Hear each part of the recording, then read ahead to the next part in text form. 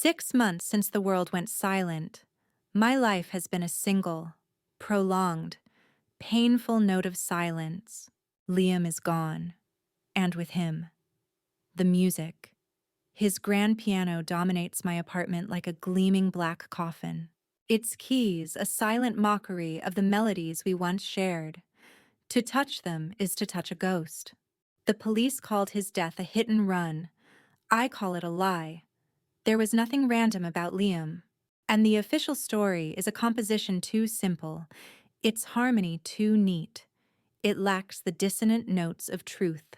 Tonight, the Dublin rain lashes against the windows, a frantic rhythm echoing the chaos in my soul. Fueled by whiskey, my fingers find their way through one of his final pieces, a fierce, angry composition of jagged, unresolved chords. I play, pouring my soul-crushing sorrow into the music, the notes a storm that matches the one raging outside. The final, jarring chord hangs in the air like a scream. That's when the knock comes. It is too gentle, too deliberate, not a delivery, not a neighbor. It is a sound of quiet, unyielding purpose. My heart, a sluggish muscle, lurches painfully. Grief makes you reckless. I open the door. It is not an angel. 2 men, built like monuments in tailored suits, stand in the dim hallway. They are soldiers. They are the end. Isolde Hayes, one asks, his voice a low rumble from the city's darkest corners. Mr. Walsh requests your presence. The name is a ghost story whispered in Dublin's shadows. Cillian Walsh, the conductor. A phantom who controls the city's underworld with ruthless precision. The man's smile is a cold, bloodless thing. I am not mistaken. There is no struggle. Their movements are a study in brutal, silent efficiency. One moment, I am in the sanctuary of my apartment. The next, I am being led into the rainy night. The interior of the black sedan smells of expensive leather and something sterile. Like ozone after a lightning strike, the scent of a world I do not belong to. As the car glides away, I look back at my window, a beacon of a life that is no longer mine. I had left Liam's music open on the piano, the final, unresolved chord hanging in the air, a question I now feared I would never have the chance to answer. Part 1, Overture of Silence. The grief was a physical thing. It was a phantom weight that settled on my chest the moment I woke in the cold. Empty expanse of our bed and did not lift until exhaustion, aided by a glass of whiskey, dragged me into a shallow, dreamless sleep. It had been 6 months since Liam died, 6 months since the world had gone quiet, the vibrant symphony of my life collapsing into a single, sustained, agonizing note of silence. His grand piano, a gleaming black beast of polished ebony and ivory, dominated the living room of our Georgian apartment. It was the heart of the home. And now, its heart had stopped. It stood as both a shrine and a torture device. Its 88 keys a silent, mocking testament to the hands that would never again coax a melody from them. My own hands, once so certain and fluid, felt like foreign objects, clumsy and useless. To touch the keys was to touch a ghost. Liam, my brilliant, laughing Liam. His image was seared behind my eyelids the way his fingers, long and elegant, would dance over the keyboard, the lock of dark hair that always fell over his brow when he was deep in composition, the sound of his laughter, a rich, warm baritone that was the only music I ever truly needed to hear. He had been a man made of unfinished melodies, his heart a symphony of boundless potential. The police had a name for what happened, a hidden run, a tragic, random accident on a rain-slicked Dublin night. A drunk driver, they'd said, who likely never even knew he'd hit anyone. They'd offered their condolences, their voices soft with practiced pity, and closed the file. I called it a lie. There was nothing random about Liam. He was a man of meticulous habits and fierce ambition. There was nothing random about the way his light had been so brutally extinguished from the world. The official story was a composition that was too simple, too neat. It lacked the discordant notes of truth. A nagging, persistent intuition, as clear and certain as a perfect C major chord, told me there was more to the story. It was a dissonance I couldn't ignore, a wrong note in the score of my life that I replayed in my head, over and over, searching for the resolution that never came. Tonight. The rain returned. It lashed against the tall, elegant windows of the apartment, a frantic, percussive drumming that echoed the chaos in my soul. The whiskey bottle on the side table was half empty. I'd forced myself to the piano, the polished wood of the bench cold against my skin, my fingers, stiff and trembling, moved over the keys, finding their way through one of his last pieces.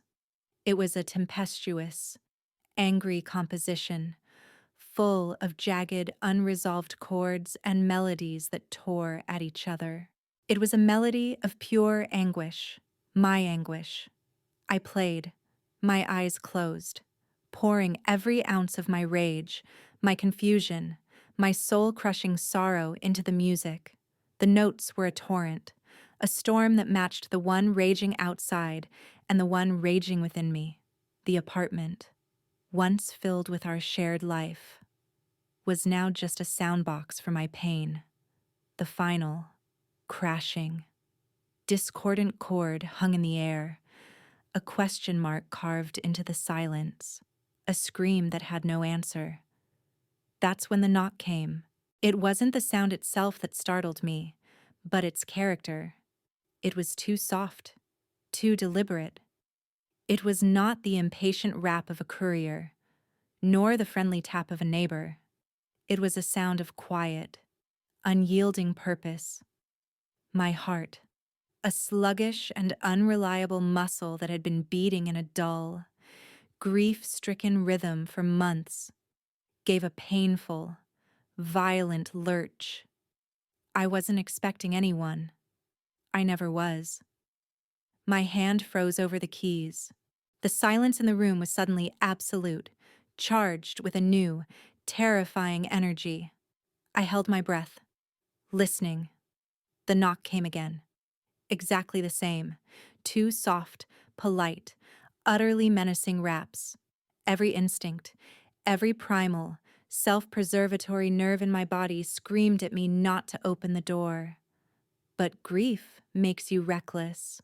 It erodes the carefully constructed walls of caution until all that's left is a dull, aching curiosity, a desperate hope for any disruption, any deviation from the crushing monotony of pain.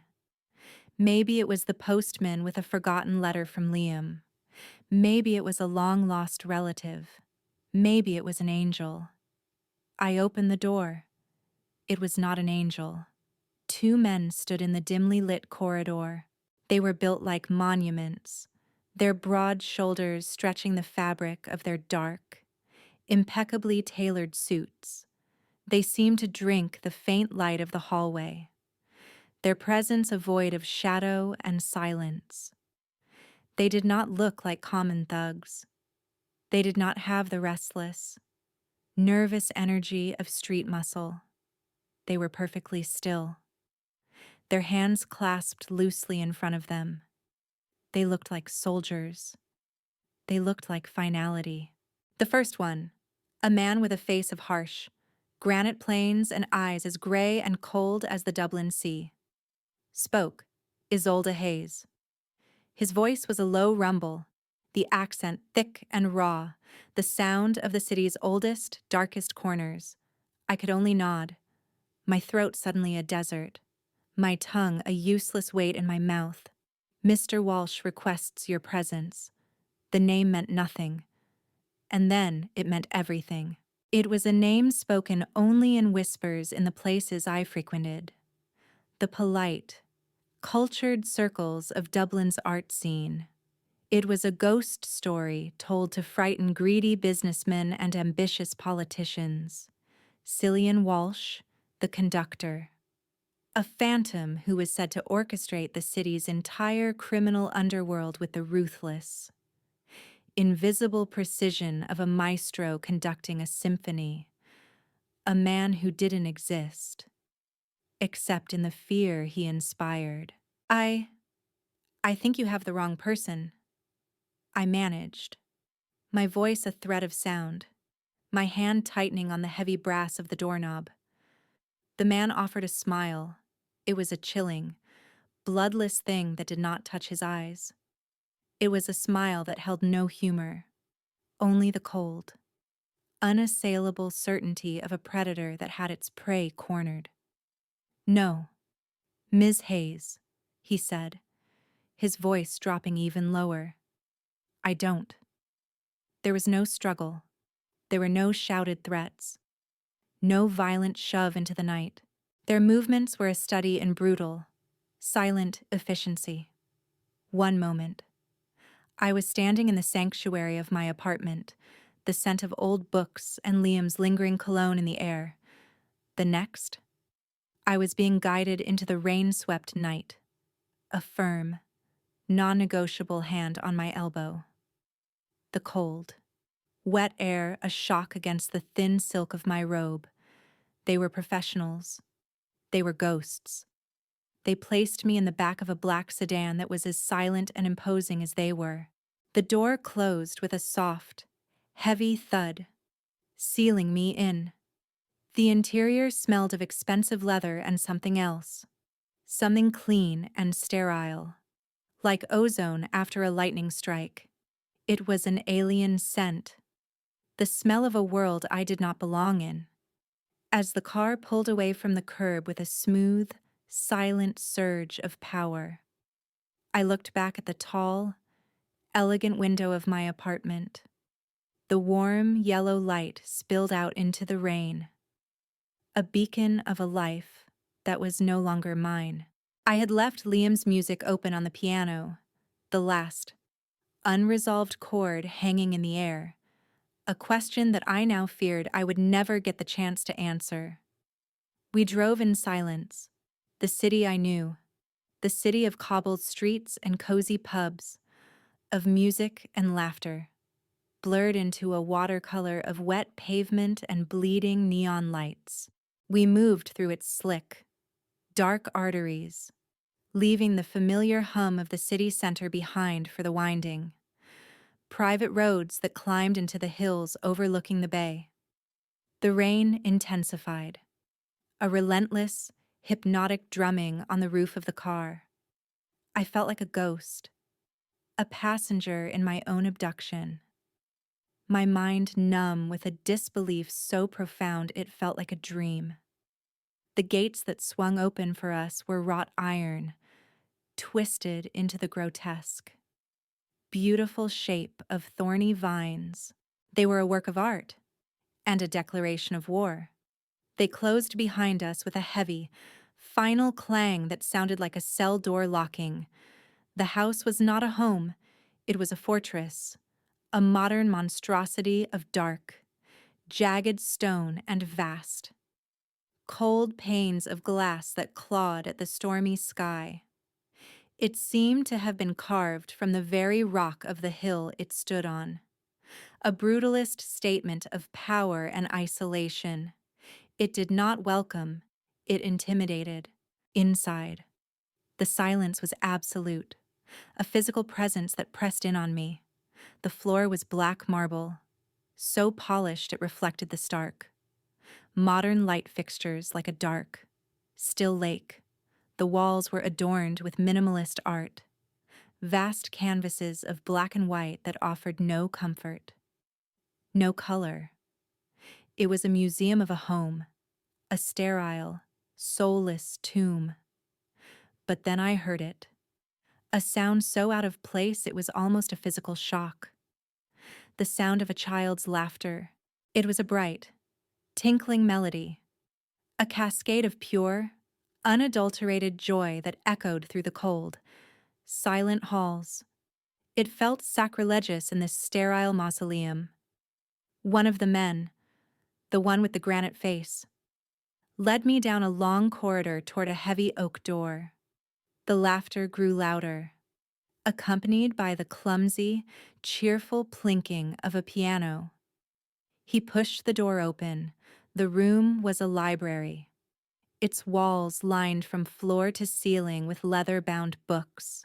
A fire roared in a vast modern fireplace, its flames the only source of warmth in the entire house, and in the center of the room. At a magnificent Steinway grand piano sat a little girl. She was no older than 7, with a wild, untamed mane of fiery red hair that fell in a cascade of curls down her back. Her eyes, when she glanced up at our entrance, were the color of the Irish Sea in a storm, a startling, vivid, green-gray. She was a spark of untamed life, a vibrant splash of color in this monochrome world. Standing by the floor-to-ceiling window, a dark silhouette against the raging storm outside, was a man. He turned slowly, his movements fluid and deliberate. He was tall, with the broad shoulders of a fighter packed into a bespoke black suit that fit him like a second skin. The left side of his face came into view first. It was a study in cruel, aristocratic beauty, high cheekbones, a strong chiseled jaw, flawless pale skin that seemed to have never seen the sun. He was beautiful in a way that was almost painful to look at. Then he turned fully, and I saw the other half. My breath caught in my throat, a sharp, ragged thing. It was a tapestry of scars, an old burn, silvered and puckered, started at his right temple, pulling at the corner of his eye and melting down his cheek to his jawline. It was a warped, brutal geography of past violence, a story of fire and pain written on his skin. It was a face of two halves, one a fallen angel, the other a demon forged in flames.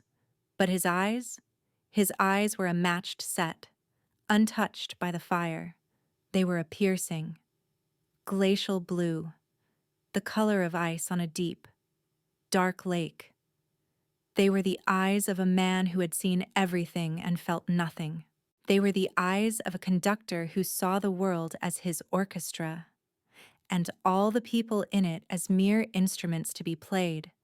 This was Cillian. The conductor Walsh. "Miss Hayes," he said. His voice was a low, chilling baritone, with a strange melodic cadence that was at once beautiful and terrifying. It was the sound of a cello string pulled taut, promising both harmony and violence. "Welcome. I apologize for the informal invitation. What do you want with me?" My own voice was a reedy whisper, but to my surprise, it didn't tremble.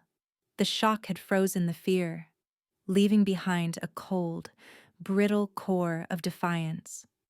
His gaze flickered to the girl at the piano, and for a fraction of a second, a ghost of something not softness, but something less hard, less glacial passed through his eyes before they settled back on me, as cold and empty as before.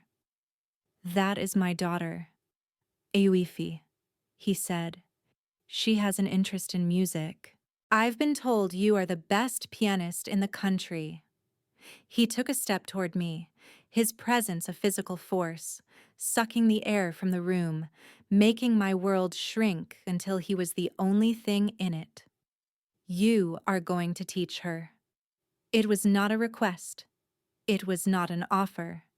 It was a decree, issued from a king in his castle. I was a bird, and he had just slammed the door of my new, beautiful cage. And if I refuse, I challenged, my chin lifting, the cold, brittle defiance in my core, the only thing holding me upright. A slow, terrible smile touched his lips, twisting the scarred side of his face into a grotesque mask. He savored the word, as if it were a foreign, amusing concept. Refusal, he said, his voice dropping to a conspiratorial whisper, is a luxury you no longer possess. You see, Ms. Hayes, your fiancé's death was unfortunate, a tragedy, I'm sure. His eyes held mine, and I saw the cold, calculating intelligence behind them. But it has presented me with an opportunity. The men who killed him, the Moran clan, are a nuisance I intend to eliminate. And you. He took another step, his shadow falling over me. You are the perfect bait. Part 2. The Conductor's Cadence. I spent the first week in a state of suspended shock, a passenger in a life that was no longer my own. The guest wing Cillian Walsh had assigned to me was a world unto itself, a suite of rooms larger than my entire apartment. It was a masterpiece of cold, minimalist design, decorated in 100 shades of gray and silver, with vast floor-to-ceiling windows that offered a panoramic, tormenting view of the churning Irish Sea. It was the most beautiful cage I had ever seen, and its beauty was a cruelty all its own. My days fell into a rigid, suffocating rhythm, a cadence set by an unseen conductor. Mornings were for solitude, for staring out at the gray water while the silence of the house pressed in on me. Afternoons were for Auf, and nights were for him. The house was run with a silent, fearful efficiency by Mrs. Gable, the skeletal housekeeper. She was a woman made of sharp angles and disapproving glances, her lips a thin, permanent line of censure. She moved through the halls like a wraith, her presence a constant, chilling reminder that I was a prisoner, an unwelcome disruption in her master's ordered world. My every move was watched, not just by her, but by Declan, Cillian's head of security. He was a large, grim-faced man with the dead eyes of a shark, a constant, silent shadow that followed me whenever I left my wing. He never spoke, but his presence was a language in itself, a clear, unambiguous statement. There is no escape. The music lessons with Aufa were my only respite, my only breath of fresh air in that sterile, airless tomb. The child was a spark of untamed life, a vibrant, chaotic melody in the house's oppressive silence. She attacked the piano with a joyful ferocity, her small fingers crashing over the keys, creating a delightful cacophony where I sought order and precision. But she was a quick study, her mind a sponge, her ear surprisingly sharp. In her uninhibited love for the music, for the sheer joy of creation, I found a flicker of my old self, the girl who had found salvation in music before grief had poisoned it. You play sad, she told me one afternoon, her head tilted, her stormy sea eyes wide with a child's simple, devastating honesty. I had just finished a Chopin nocturne, a piece so steeped in melancholy it felt like a second skin. Like Daddy looks when he thinks no one is watching. Her words were a small, sharp stone thrown into the still, deep waters of my composure. They humanized the monster. They gave him a vulnerability I didn't want to see, a pain I didn't want to acknowledge. Cillian was a ghost in his own home. I rarely saw him during the day. I would hear the low, powerful growl of his car leaving before dawn and returning long after I had retreated to my wing for the night. But I felt his presence everywhere. It was in the way the staff moved with a hushed, fearful deference, in the sterile, almost surgical perfection of the house, and in the oppressive, absolute weight of the silence. He was the unseen conductor of this cold, warped symphony, and we were all his instruments, playing our parts in a composition only he understood. He never attended the lessons, but I knew he listened. Sometimes, in the middle of a scale or a simple etude, I would feel a prickling on the back of my neck, a subtle shift in the air in the corridor outside the library. I would know he was there, just beyond the heavy oak door, a shadow in the hall, his presence a silent, critical weight. It was unnerving. He was assessing me, studying me, honing his new weapon. I fought back in the only way I could through the music. I began a silent, undeclared war. Waged on 88 keys of ivory and ebony, I played with a cold, technical precision, my fingers moving with the flawless, mechanical accuracy of a metronome. I stripped every piece of its emotion, of its soul, offering him nothing but the hollow, perfect shell of the notes. I played Bach, with his rigid, mathematical structures. I played Mozart, with his clean, classical lines. I offered him technical brilliance, but I denied him my heart. It was a silent, defiant fuck you delivered in a flurry of perfect arpeggios. This silent war escalated during my nightly performances. After Awifa was asleep, I would make my way to the library. The room would be empty, lit only by the fire in the hearth. I would sit at the Steinway, the polished wood cool beneath my fingers, and I would wait. He would enter without a sound, a dark shape materializing in the shadows by the window. He would stand there, perfectly still, and I would begin. I played for him, but not for him. I played for an audience of one, a man I despised, a man who held my life in his hands. The music was my shield, my armor. I offered him nothing of myself, nothing of the raw, bleeding wound of my grief. But Cillian Walsh was a patient, methodical man. He did not rise to my silent provocations. He simply listened, his stillness a form of pressure, a silent demand for something more than just notes. He was waiting for me to break, and he had his own weapons in this psychological war.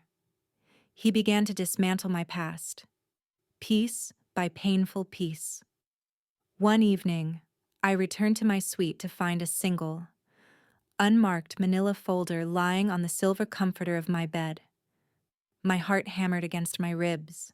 It felt like a violation, an intrusion into the one space that was supposed to be mine. My hands trembled as I opened it. Inside was a single bank statement. Liam's. It was dated a week before his death.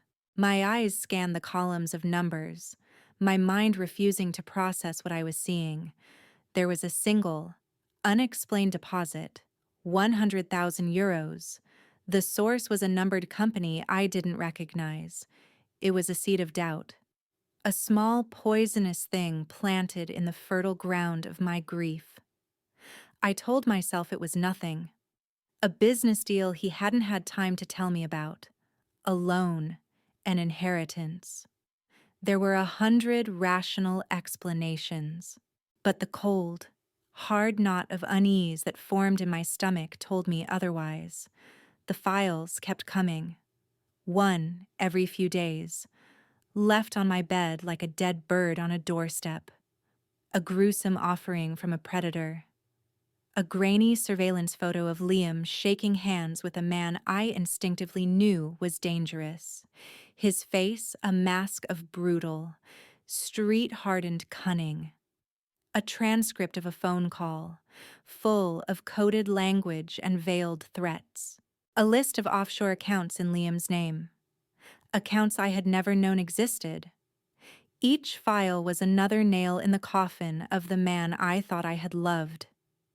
He wasn't just a victim, he was a player in a dirty, dangerous game.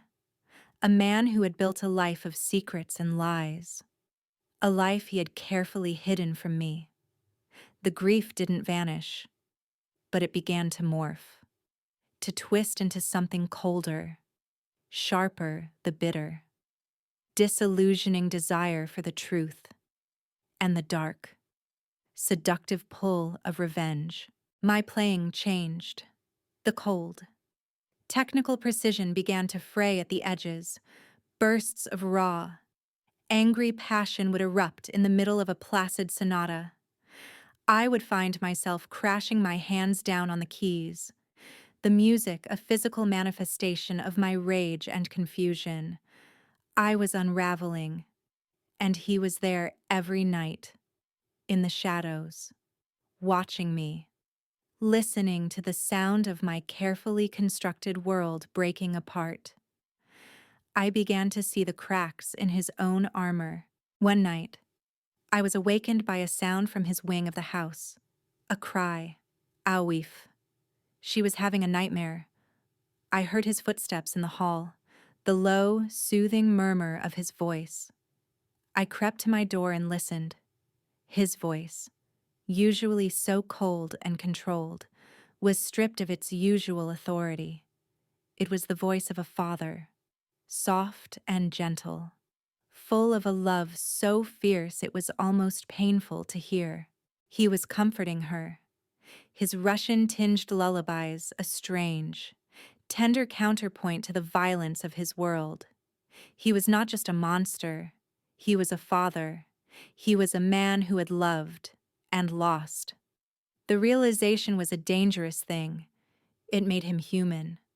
The nightly concerts became a form of exquisite torture.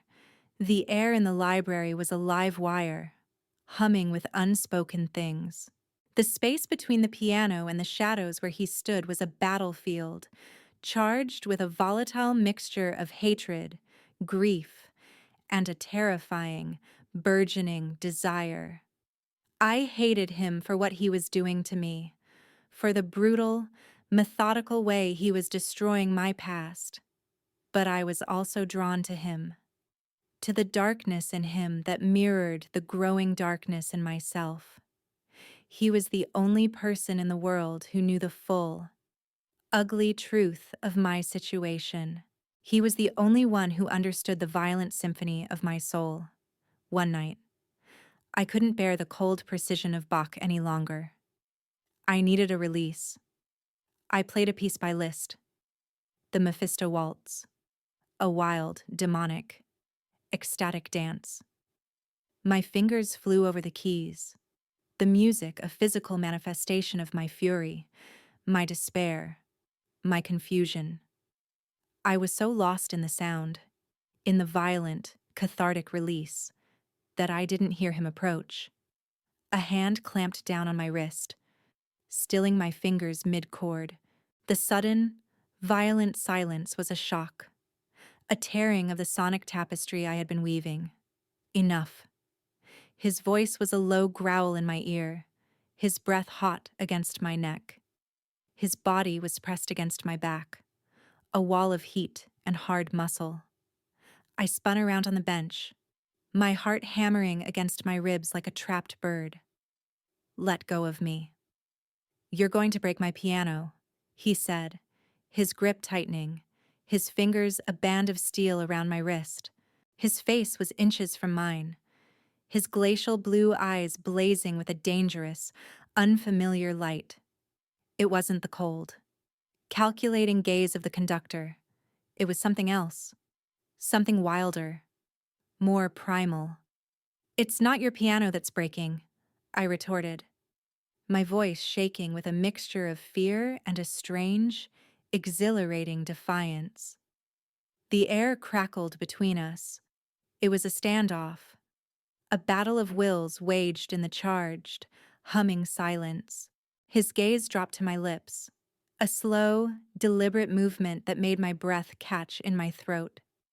And in that moment, I saw his legendary control snap, the carefully constructed facade of the cold, unfeeling monster crumbling to dust. He leaned in and crushed his mouth to mine. It was not a kiss. It was a collision, an act of possession, a brutal, desperate claiming. His lips were hard, demanding, his scarred skin a rough, abrasive texture against my own. There was no tenderness, no softness, only a raw, desperate hunger that seemed to claw its way out from the depths of his soul. It was brutal and terrifying, and everything I had been secretly, shamefully craving, a small, broken sound, half protest, half surrender, escaped my throat. I pushed against his chest, my hands flat against the hard wall of his muscle, but it was like pushing against a wall of granite. His other arm snaked around my waist, a band of iron, pulling me from the bench and flush against his hard, unyielding body. He deepened the kiss, his tongue sweeping into my mouth, plundering, conquering, until I couldn't breathe, couldn't think, couldn't do anything but cling to him. My resistance, a fragile, brittle thing, crumbled, dissolving into a wave of pure, unadulterated heat that started in the pit of my stomach and spread like wildfire through my veins.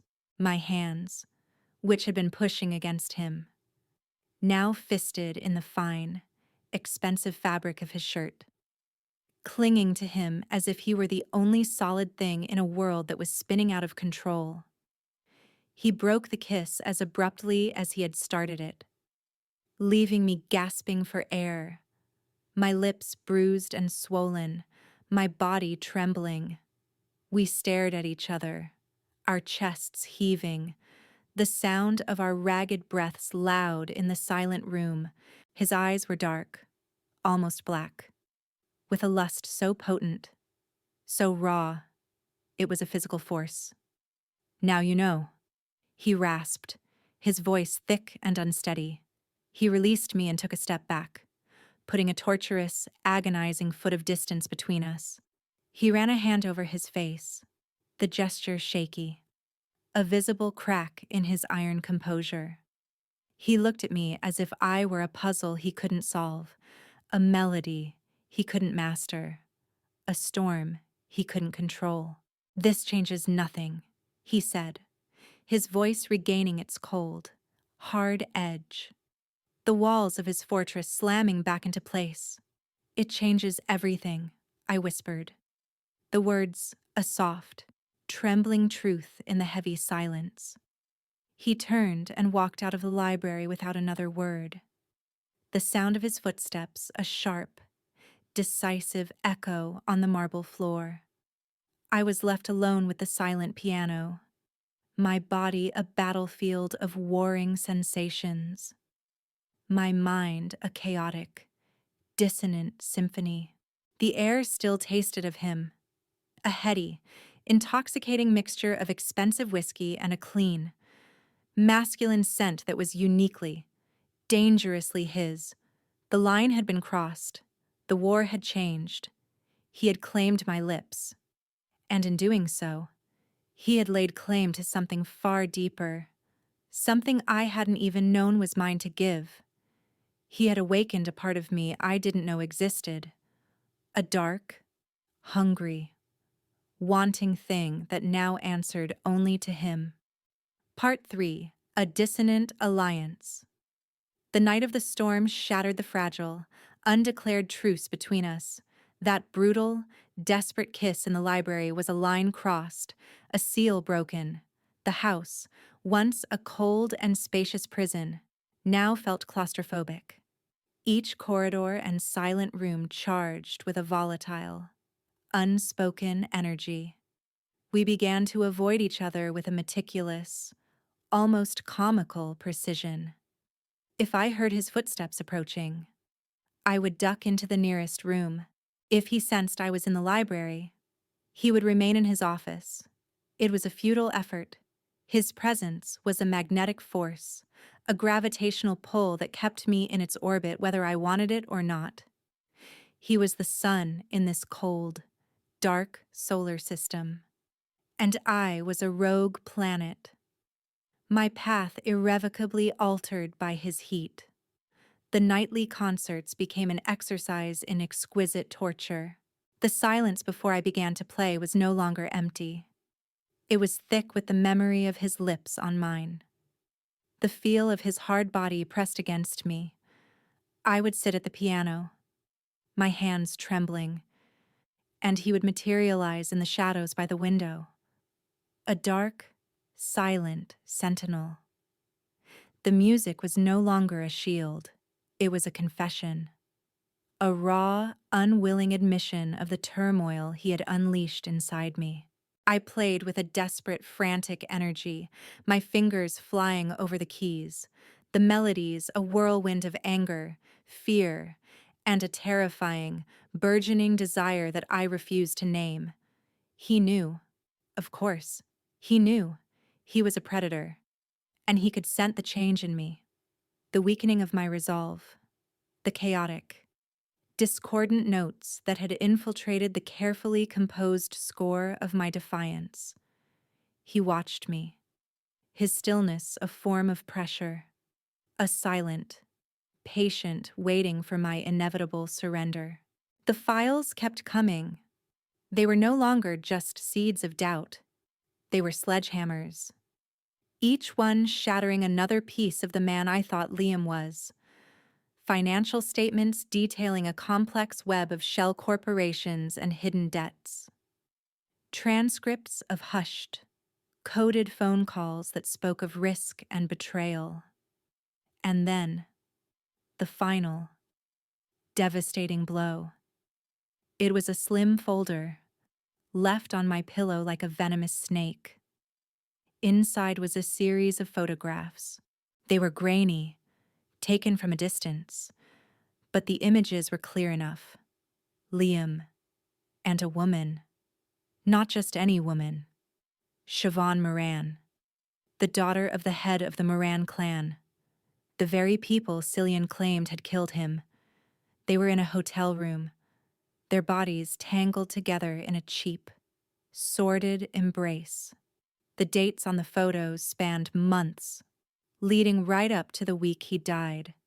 He hadn't just been a player in their game. He had been in bed with them, in every sense of the word. The grief, the pure, clean sorrow I had clung to for 6 months, finally, irrevocably, died. It was replaced by something cold, hard, and ugly, a bitter, disillusioning anger. The man I had mourned had never existed. The life I had built with him, the future I had dreamed of, was a lie. That night, I did not wait for Cillian to come to the library. I went to him. I found him in his office, a stark, modern room of glass and steel that overlooked the stormy sea. He was standing by the window, a glass of whiskey in his hand.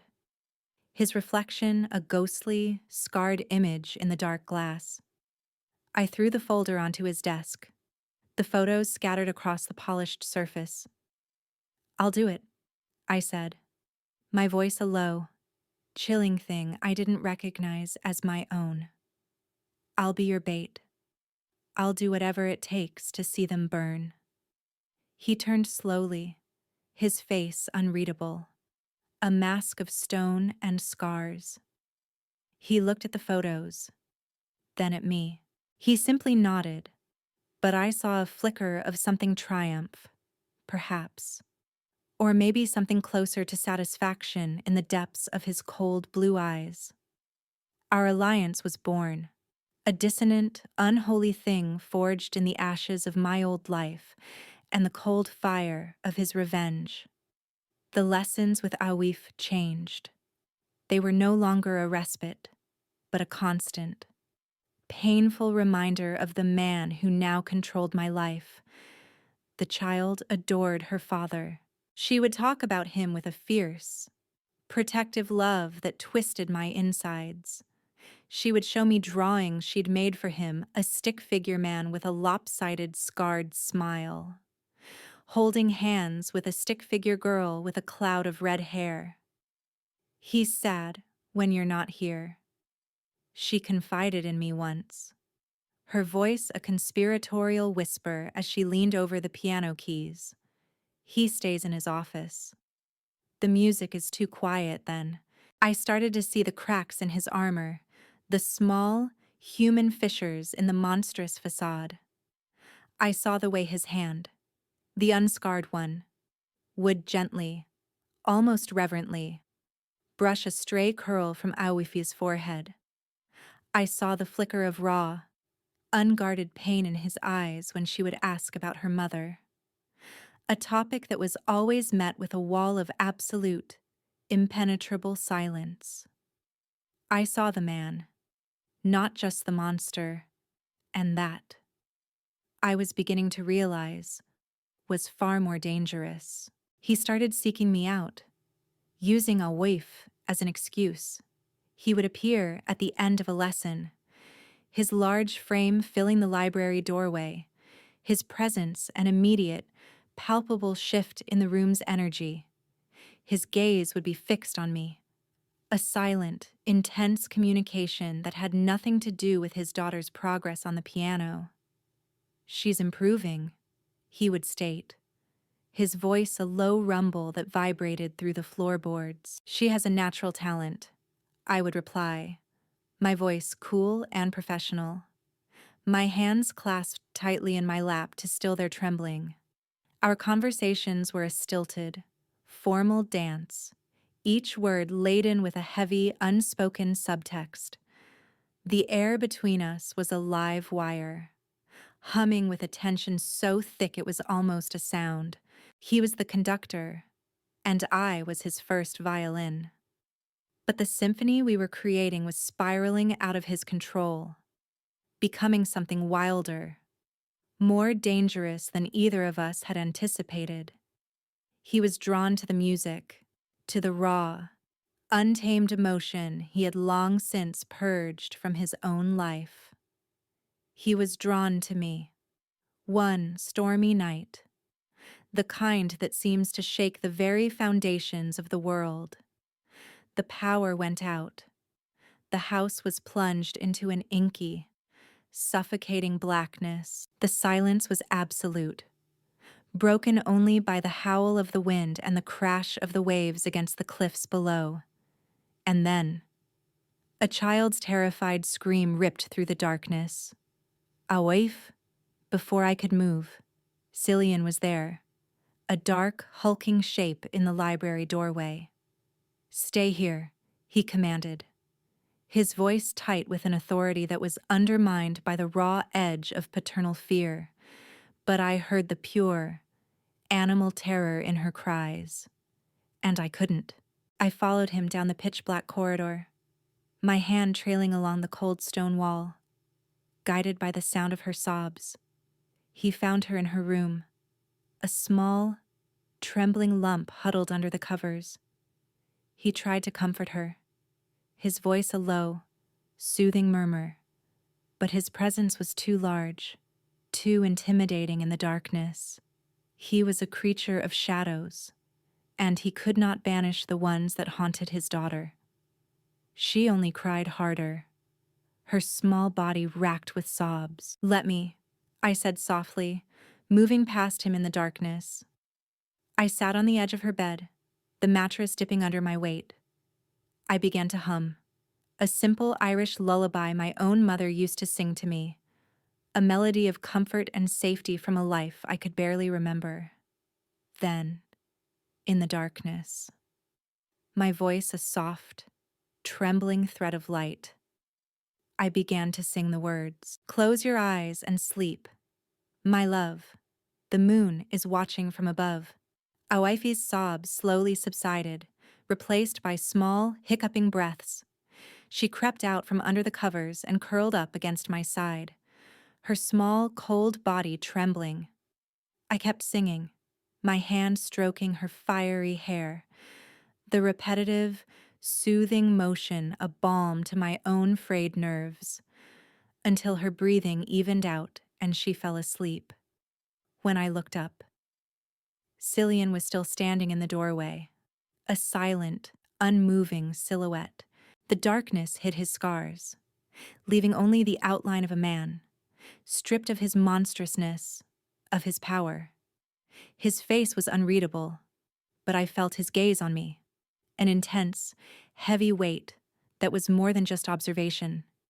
In that moment, in the shared, vulnerable darkness, the roles were reversed.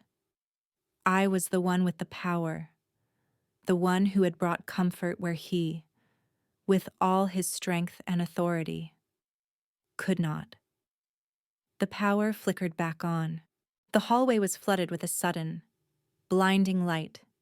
He was still there, his expression raw, vulnerable, stripped of its usual cold, iron control. He looked at me, then at his daughter sleeping peacefully in my arms, and for the first time, I saw the full, devastating extent of his loneliness. It was a vast, empty chasm, a mirror of my own. He took a step into the room, then another. The space between us shrank until he was standing over me, so close that I could feel the heat radiating from his body. So close that I could see the flicker of the firelight reflected in his glacial blue eyes. He reached out, his hand hovering in the air for a pregnant, agonizing second. A visible tremor in his fingers, then his hand. The scarred one, the one that had taken lives and broken men, brushed against my cheek. The touch was impossibly gentle. It wasn't a caress. It was a brand. A claim. A silent, desperate acknowledgement. My breath hitched. My heart, which I had thought was broken beyond repair, hammered against my ribs, a wild, frantic rhythm. The air was thick with a tension so profound it was almost a sound, a low, humming vibration that seemed to emanate from him. From me. From the very walls of the house. He leaned down, his face inches from mine, his cold blue eyes burning with a fire I had never seen before. A fire of a man pushed to the very edge of his own control. You, he rasped, his voice thick with a strange, tortured emotion I couldn't name. You are a complication. And then he turned and walked away.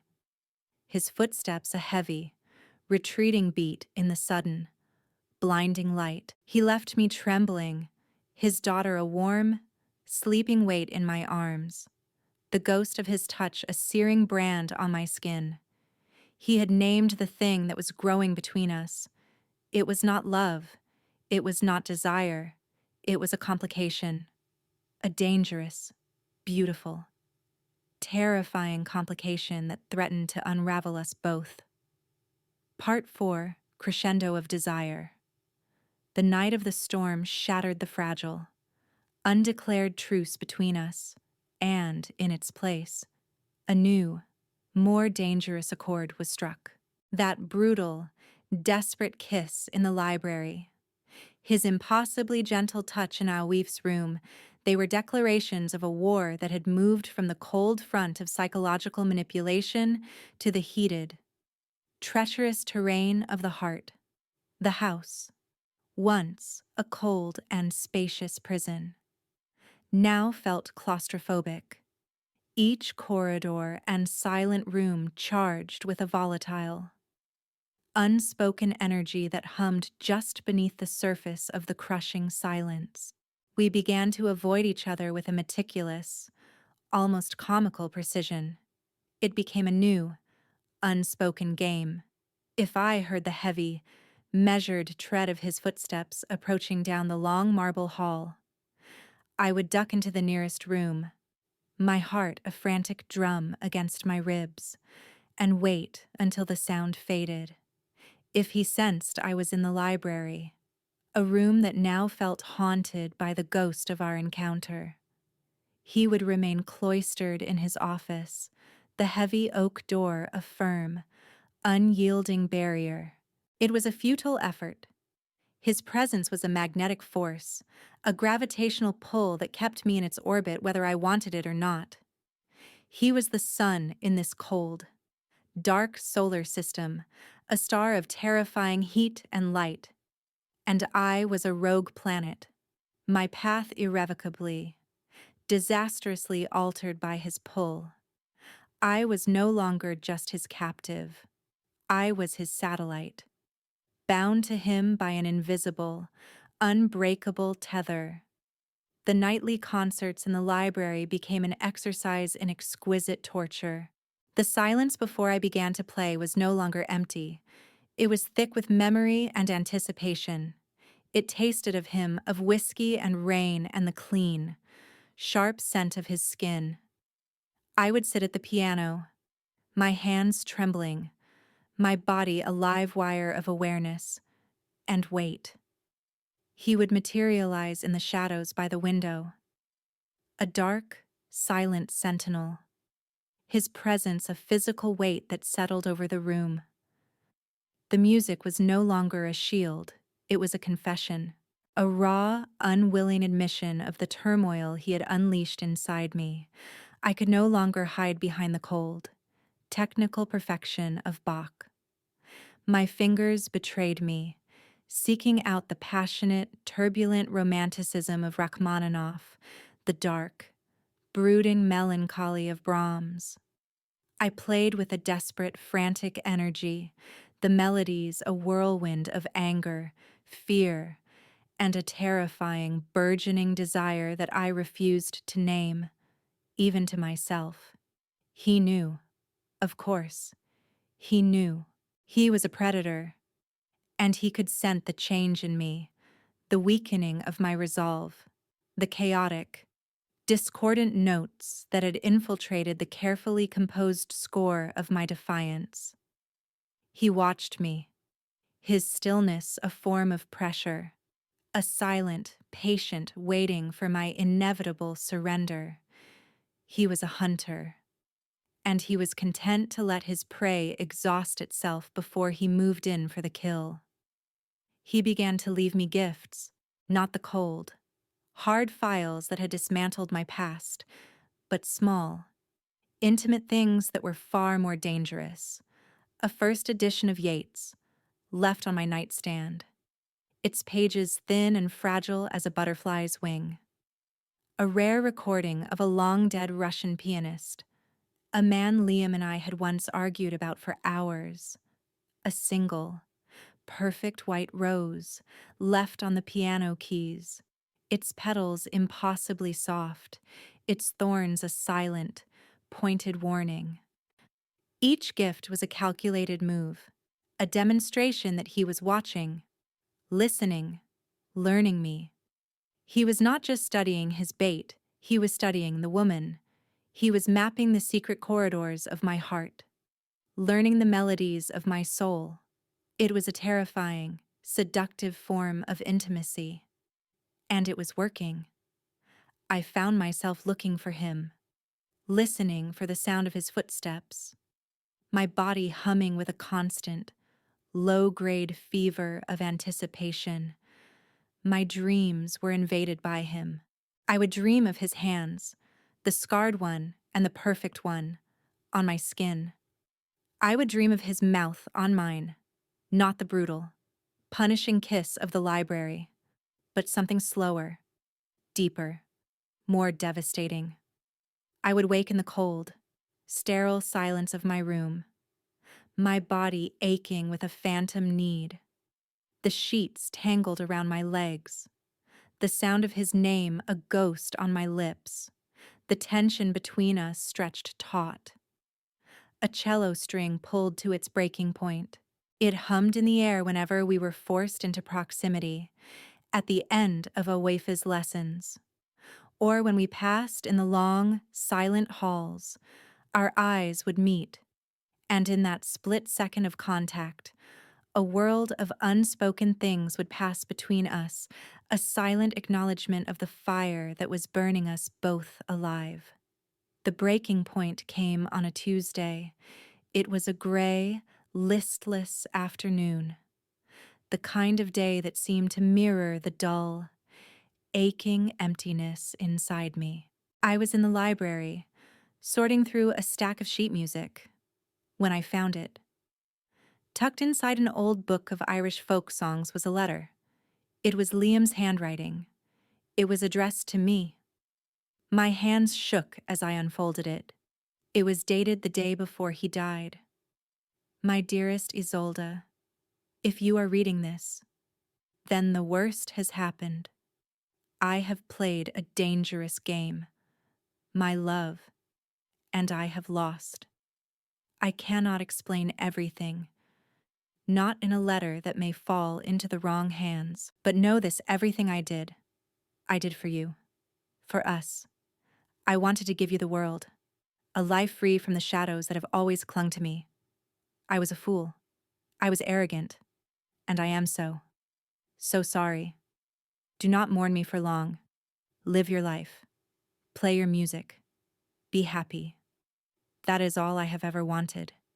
Yours, always. Liam. The letter was a final, devastating blow. It was not the confession of a traitor, but the apology of a man who had loved me, in his own flawed, foolish way. He had not been a monster. He had been a man, a weak, ambitious man who had gotten in over his head. The cold, hard anger I had been nursing, the anger that had been my shield, my armor, crumbled, leaving me utterly, devastatingly exposed. A sob, a raw, guttural sound of pure, unadulterated pain, tore from my throat. The carefully constructed walls of my composure, the walls I had been hiding behind for months, came crashing down. I sank to the floor, the letter clutched in my hand, and I wept. I wept for the man I had loved, for the man I had lost, for the lies he had told, and for the ugly, bitter truth. I wept until my body ached and my throat was raw, until there were no tears left to cry. I didn't hear him enter. I only felt his presence, a sudden, solid warmth in the cold, empty room. I looked up through a blur of tears. Cillian was standing over me, his face a mask of stone and scars, but his eyes were not cold. They were filled with a dark, profound understanding, a shared knowledge of grief that transcended the chasm between our worlds. He didn't speak. He simply knelt in front of me, his knees cracking softly on the hardwood floor. He reached out and took the crumpled letter from my hand. His gaze scanned the words, his expression unchanging. Then he looked at me, at my tear-streaked face, my trembling body, my shattered soul. He reached out, his scarred hand cupping my jaw, his thumb gently, almost reverently, wiping a tear from my cheek. He wasn't worth a single one of them, he said, his voice a low, rough thing, stripped of its usual melodic cadence. And then he leaned in and kissed me. It was nothing like the first time. There was no anger, no possession, no brutal claiming. It was a kiss of pure, unadulterated comfort. It was a kiss that tasted of whiskey and rain and a deep, ancient sorrow. It was a kiss that said, I see you. I see your pain. I have been there too. It was a kiss that broke me, and in the breaking, it began to heal me. The kiss gentled, deepened, became a desperate, searching thing. My hands, which had been limp at my sides, came up to fist in his shirt, clinging to him as if he were a lifeline in a raging sea. I kissed him back, my own desperation matching his, a raw, hungry need for connection, for an anchor in the storm of my grief. This was not a game. This was not a manipulation. This was too lonely, damaged souls finding a moment of solace in each other's arms. He broke the kiss and buried his face in the crook of my neck, his body trembling with a raw, unguarded emotion that shook me to my core. He was not the cold, controlled conductor. He was a man, a broken man, and in his brokenness, I found a strange, terrifying reflection of my own.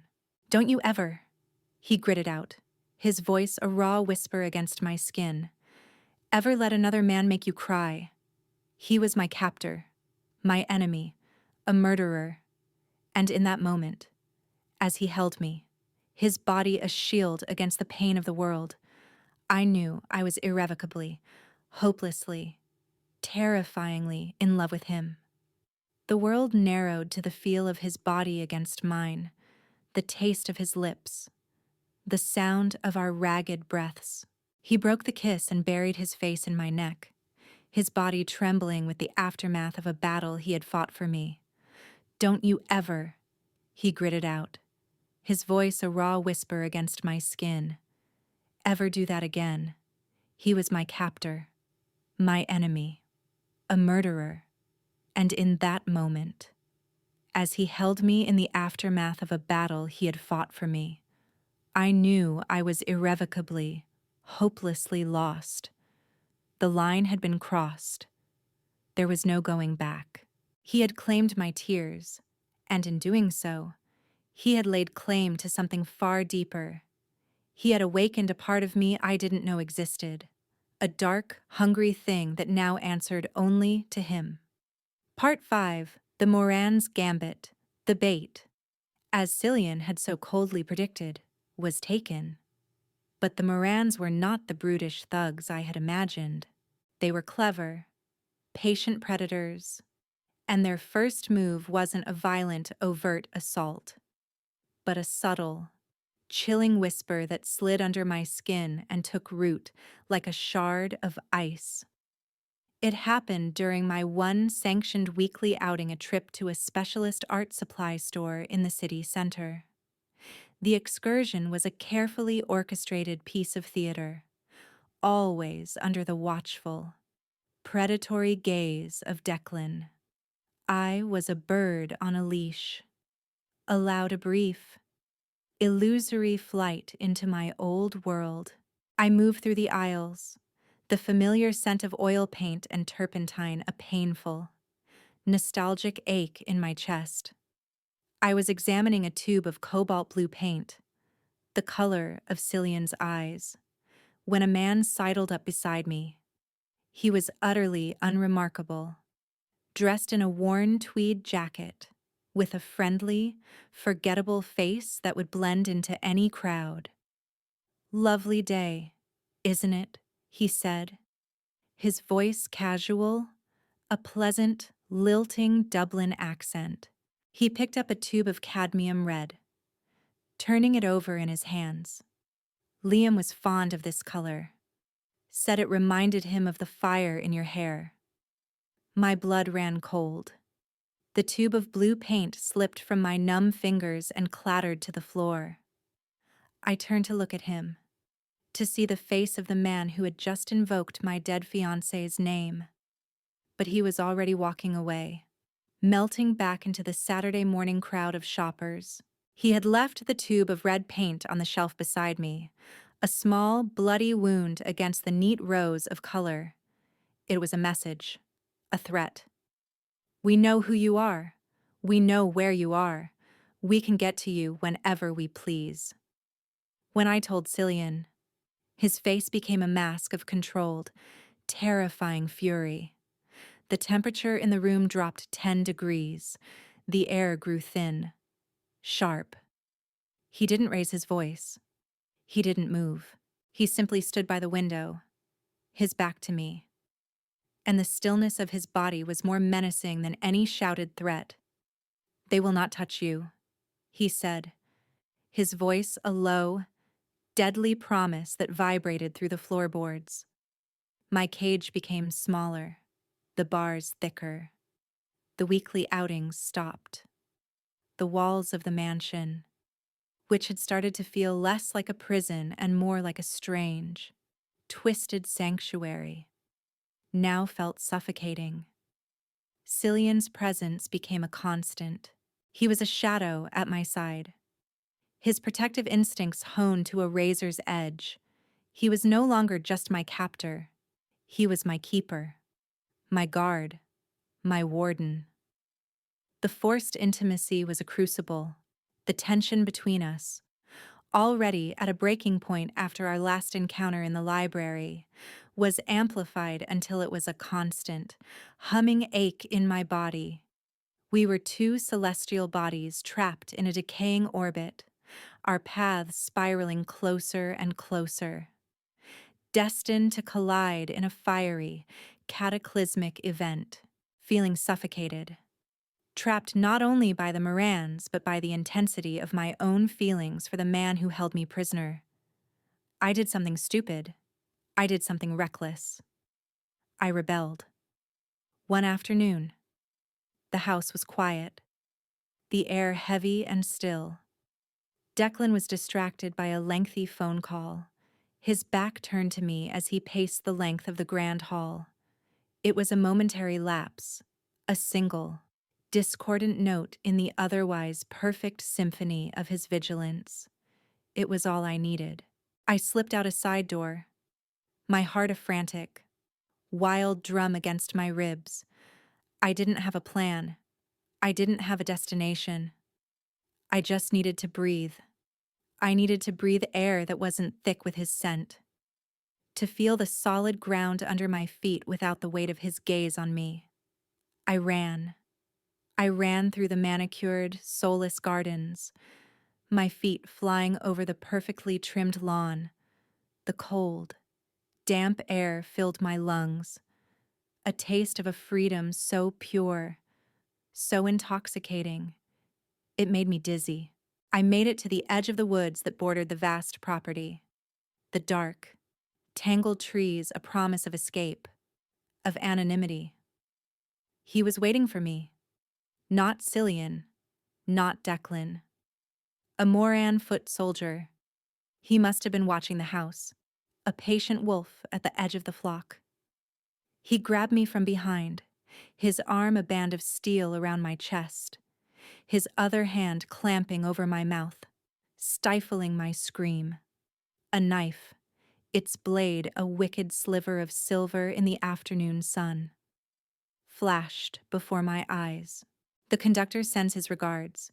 He hissed in my ear, his breath a foul, hot stench of stale cigarettes and malice, fear, cold and sharp, pierced through me, but it was quickly followed by a surge of pure, unadulterated rage.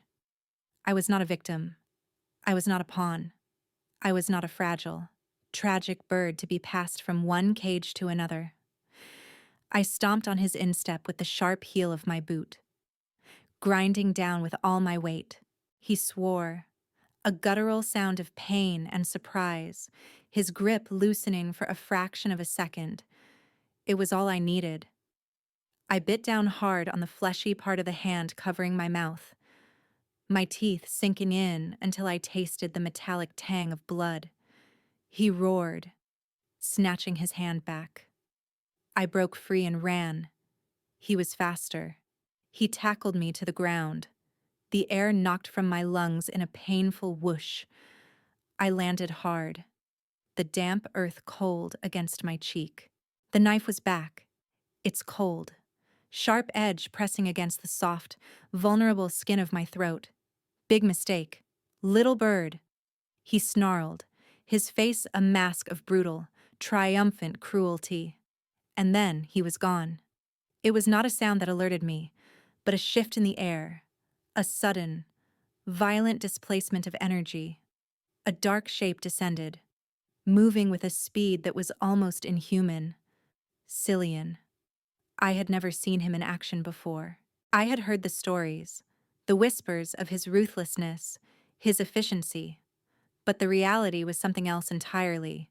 It was a terrifying, beautiful, brutal ballet. He moved with a fluid, deadly grace, his body a perfectly honed weapon, His hands and feet were his instruments, and he was a maestro of violence. There were no wasted movements, no hesitation, only a cold, focused, lethal intent. It was over in seconds. A sickening crack of bone, a choked, wet gurgle. The Moran soldier lay on the ground, a broken, bloody mess, his eyes wide with a final, uncomprehending surprise. Cillian stood over him, his chest heaving, his knuckles raw and bleeding. He was breathing hard, the only sound in the sudden, ringing silence of the woods. He turned to look at me, his eyes blazing with a terrifying, primal fury. This was not the cold, controlled conductor of the boardroom. This was not the gentle, grieving father. This was a predator. This was a killer. He stalked toward me, and for the first time since I had been brought to this house, I was truly, deeply afraid of him. He hauled me to my feet, his grip on my arms like iron bands, his fingers digging into my flesh. "What the hell were you thinking?" he roared. His face inches from mine, his voice a raw, ragged thing I had never heard before. Spittle flew from his lips, and I could feel the violent tremor that racked his body. I couldn't breathe. I screamed back, the words torn from me, tears of fear and frustration and a wild, hysterical relief streaming down my face. "You want to breathe?" he snarled, his eyes wild, his control utterly, terrifyingly gone. "This is what breathing feels like." He slammed his mouth down on mine. It was a savage, desperate kiss that tasted of blood and adrenaline, and a fear so profound it was a physical force. He backed me up against the rough bark of an oak tree, his body pinning me, his hands tangling in my hair, his fingers gripping my scalp with a painful, possessive force. This wasn't the angry possession of our first kiss in the library. This was something else entirely. This was raw, unadulterated terror, his terror, the terror of almost losing me, the terror of his carefully constructed world, his meticulously orchestrated plan, almost being destroyed by my one foolish act of rebellion. The kiss gentled, deepened, became a desperate, searching thing, his lips moving over mine with a frantic, hungry need. My own fear melted away, replaced by a wave of heat so intense it left me weak, my bones turning to water. I clung to him, my body arching against his, answering his desperate hunger with my own. The world narrowed to the feel of his body against mine, the rough bark of the tree at my back, the taste of his lips, the sound of our ragged, desperate breaths. He broke the kiss and buried his face in the crook of my neck, his body trembling with the violent aftermath of violence and fear. "Don't you ever," he gritted out, his voice a raw, broken whisper against my skin, "ever do that again." He was my captor, my enemy, a murderer, and in that moment, as he held me, his body a shield against the world, his heart hammering against my own, in the aftermath of a battle he had fought for me, I knew I was irrevocably, hopelessly, terrifyingly lost. Part 6: Scars and Secrets. Our relationship, if such a fragile and volatile connection could be given a name, became a thing of secrets and shadows. The violent encounter in the woods had acted as a brutal, clarifying chord, stripping away the pretense of our former dynamic. We were no longer simply captor and captive, manipulator and pawn. We were something far more dangerous, far more complicated, two damaged souls caught in a gravitational pull, orbiting a shared center of pain and a dark, burgeoning desire. By day, we were enemies, a cold, Formal truce governed our interactions in front of Alf and the ever-watchful staff. The music lessons continued, a strange island of normalcy in a sea of tension. I would teach his daughter the difference between a crescendo and a diminuendo, and he would sometimes appear in the library doorway at the end of the lesson, a silent, imposing figure. Our eyes would meet over the top of Awif's fiery head, and a silent, charged conversation would pass between us, a current of unspoken electricity that made the air in the room thick and heavy. But by night, in the silent, cavernous library, we were something else entirely. The music became our foreplay, our ritual. I would play, and the melodies would weave a web of tension and desire around us until the very air in the room seemed to vibrate with it. The cold, technical precision was gone, replaced by a raw, uninhibited emotionality. I played the pieces that mirrored the chaos in my own soul, the turbulent passions of Rachmaninoff, the dark, stormy romanticism of Beethoven.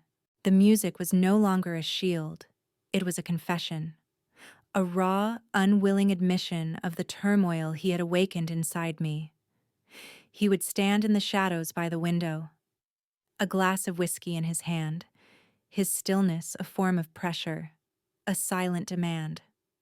He was a connoisseur of my pain, and I, in turn, was becoming a student of his darkness. When the final note faded into the firelit silence, he would come to me. Our encounters were not gentle. They were not the soft, tender explorations of new lovers. They were a collision, a frantic, almost violent coming together of two lonely, damaged people. It was a desperate, selfish taking of comfort and release, a frantic attempt to silence the ghosts that haunted us both. His hands, one smooth and aristocratic, the other a roadmap of scarred tissue, would explore my body with a possessive, almost desperate hunger. His mouth, which could utter such cold, cruel words, would brand my skin with hot, open-mouthed kisses that left me breathless and aching. In the quiet moments after, we would lie tangled in the shadows on a plush Persian rug before the cold, empty fireplace, our bodies slick with sweat, the sound of our ragged breaths the only music in the room, and in the vulnerable intimacy of the darkness, the secrets would come out. He was a man of few words, a fortress of silence and control, but in the dark, with his guard down, with my head resting on his chest and my fingers tracing the hard lines of his body, he would talk. He told me about the fire, the one that had scarred his face and stolen his family. He spoke of it in a flat, emotionless monotone, as if recounting a story he had read in a book. But I heard the raw, unhealed grief beneath the surface, the voice of a boy, no older than a wife, who had been forced to watch his world burn. He had been forged in that fire, reborn from the ashes as the cold, ruthless man he was today. He had built his empire on a foundation of pain and loss, and he had ruled it with an iron fist because it was the only way he knew how to keep the ghosts at bay. I, in turn, told him about Liam. I confessed the ugly, shameful truth that was taking root in my heart, that my grief was being overshadowed by a bitter, disillusioning anger. The man I had loved, the life I had mourned, was a lie, a carefully constructed fiction, and the realization had left me adrift, unmoored from the past, a ghost in my own life. Cillian listened without judgment, his presence a solid, grounding force in the chaos of my unraveling world. He did not offer empty words of comfort. He simply held me, his body a warm, solid anchor in the storm. He was a monster, but he was becoming my monster. I saw the change in him, the subtle, almost imperceptible shifts in his iron composure, the coldness in his eyes, that glacial, terrifying blue, would thaw when he looked at me. He would touch me with a possessiveness that was both terrifying and thrilling, a hand on the small of my back as we passed in the hall. His fingers brushing mine as he handed me a sheet of music.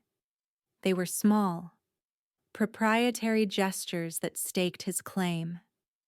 That told the world and me that I was his. He became my protector in a world I didn't understand. He taught me about the intricate, brutal politics of his criminal empire, about the codes of honor and the unforgivable sins. He spoke of violence and betrayal with a chilling, dispassionate pragmatism. He was arming me, preparing me, not just to be his bait, but to be his partner. One night, he came to me in the library, not with a file, but with a laptop. It contained the final, damning proof of Liam's betrayal. It was an old, encrypted hard drive of Liam's that Cillian's tech expert had finally managed to crack. It contained a series of emails, coded and cryptic, a digital ghost trail of his secret life. It took us 2 days to decipher them. We worked together in his office, a stark modern room of glass and steel that felt like the command center of his dark kingdom. It was a strange, almost domestic intimacy. 2 heads bent over the glowing screen, the only sounds the soft click of the keyboard and our low, murmuring voices, the truth. When it finally revealed itself, was a cold, sharp knife in the gut. But it was not the truth I had expected. Declan, Cillian's grim-faced, loyal to a fault head of security, was indeed a traitor.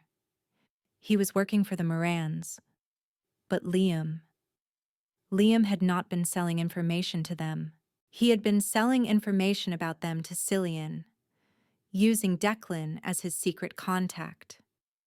Liam had been trying to play the hero, to take down the Morans from the inside and deliver them to Cillian, presumably for a hefty price and a coveted place in his organization. Liam hadn't been a traitor to Cillian. He had been a traitor to the Morans, and they had killed him for it. Everything Cillian had told me, the very foundation of our strange, twisted alliance, was a lie. He had known the truth all along. He had not been seeking revenge for a betrayal against his organization. He had been seeking revenge for the loss of a potential asset, a useful pawn. I wasn't bait to uncover a traitor. I was a tool to draw out the Morans, to make them pay for killing a man who had been trying to work for him. He had used my grief, my pain, my love for Liam, and twisted it into a weapon for his own war. I confronted him that night in the library, the place where our strange, dark intimacy had been born, the place that now felt like a stage for the final, devastating act of our tragedy. I held the printed-out emails in my shaking hand, the black and white words, a stark, undeniable indictment. "You lied to me," I said. My voice a strangled whisper, the words barely audible over the roar of the fire in the hearth. He didn't deny it. He stood by the window, his back to me, a dark, unmoving silhouette against the stormy night. I did what was necessary. Necessary, I choked out. A bitter, hysterical laugh bubbling in my throat. It was a raw, ugly sound that echoed in the silent room. You let me believe he betrayed you. You let me hate him for the wrong reasons. You used me. I used the truth, he said. his voice a flat, emotionless thing, devoid of any remorse. He was a greedy fool who got himself killed. His motives don't change that fact. The Morans are a threat. They needed to be eliminated. His death gave me the opening I needed. And me, I whispered. The pain in my chest so acute it was a physical blow. A sharp, ragged tearing. What was I in all of this? Just an opening. He didn't answer. He just looked at me with those cold, unreadable blue eyes, and in their depths, I saw the brutal, devastating truth. I was a means to an end. A complication, yes. A fascinating, desirable complication, but a useful one. The intimacy, the shared secrets, the raw, desperate passion, it was all part of the game. A calculated series of moves designed to keep me compliant, to keep me playing my part. The love I had felt for him. The beautiful, terrifying, impossible thing that had been blooming in the darkness, shriveled and died, turning to ash in my chest. I hate you, I said, the words tasting like poison in my mouth. I turned and walked out of the library, out of the room that had been our sanctuary, and left him standing alone in the silence. The music was over. All that was left was the crushing, discordant sound of a heart breaking. Part 7. The Fugue of Betrayal. The mansion became a tomb again, the silence thick with unspoken accusations and the ghosts of what we'd shared. The aftermath of my confrontation with Cillian was not a fiery explosion, but a cold, dead vacuum. We were strangers, orbiting each other in a hostile, silent galaxy. The fragile intimacy we had built shattered into a million glittering, razor-sharp pieces. The nightly concert stopped. The library door, once the portal to our secret world, remained closed. A heavy, unyielding slab of oak. My love for him. The wild, terrifying, beautiful thing that had been blooming in the darkness had curdled into a cold, hard knot of hatred in my chest. But beneath the anger, something else festered a deep, soul-crushing despair that was a far more potent poison. He had not only broken my heart, he had broken my spirit. He had shown me a world of raw, untamed passion and intensity, a world where I had begun to feel alive again, only to reveal that it was all a meticulously crafted illusion, a stage set for his own private war. I couldn't stay. The thought became a mantra, a desperate, frantic rhythm that beat in my mind day and night. I would rather face the dangers of the outside world, the faceless threat of the Morans, than suffocate in this beautiful, gilded cage with the man who had so thoroughly and expertly destroyed me. I began to plan my escape. It was a futile, desperate act of self-preservation. I became a student of the house's rhythms, the guards' routines, the subtle, almost imperceptible flaws in the fortress's security. I hoarded scraps of food from the kitchen, an apple here, a piece of bread there, hiding them in the back of my wardrobe. I became a ghost in the house, my movements silent, my face a blank, emotionless mask. Cillian watched me. His gaze was a constant, heavy pressure on my skin. He knew I was planning something. It was another game between us. A silent, deadly chess match played out in the long, empty corridors and the vast, lonely rooms of his mansion. He did not confine me to my wing. He did not increase the guard. He simply watched, his cold blue eyes holding a strange, almost curious amusement, as if he were indulging a child in a pointless, predictable game. My chance came a week later. It was a Tuesday night. the air thick and heavy with the promise of another storm. There was a security lapse, a brief, 5-minute window of opportunity during a shift change in the early hours of the morning, when the cameras on the south side of the estate would be momentarily offline for a system reboot. It was a flaw I had discovered by accident, a single, repeated discordant note in the otherwise perfect symphony of his control. My heart hammered against my ribs, a wild, frantic drum, as I slipped out of my room, a small bag with my hoarded supplies slung over my shoulder. I moved through the silent house like a wraith, my bare feet making no sound on the cold marble floors. The air was thick with the scent of him, a ghost of whiskey, and that clean, sharp, masculine scent that was uniquely his. It was a torment, a temptation to turn back, to surrender to the beautiful, destructive comfort of my cage. But the memory of his betrayal, the cold, hard truth of his manipulation, was a spur, driving me forward. I made it to the gardens. The cold, damp night air a shock to my system. Freedom was so close I could taste it, a wild, metallic tang on my tongue. I ran, my lungs burning, my legs pumping. The dark, tangled woods at the edge of the property my goal, my sanctuary. He was waiting for me. He stepped out from the shadow of a large, ancient oak tree, a dark, imposing figure against the moonlit, cloud-strewn sky. He hadn't chased me. He hadn't sounded an alarm. He had simply anticipated me, had known the moves of our silent game better than I did. Going somewhere. Isolde, his voice was dangerously soft, a silken thread of sound in the windy night.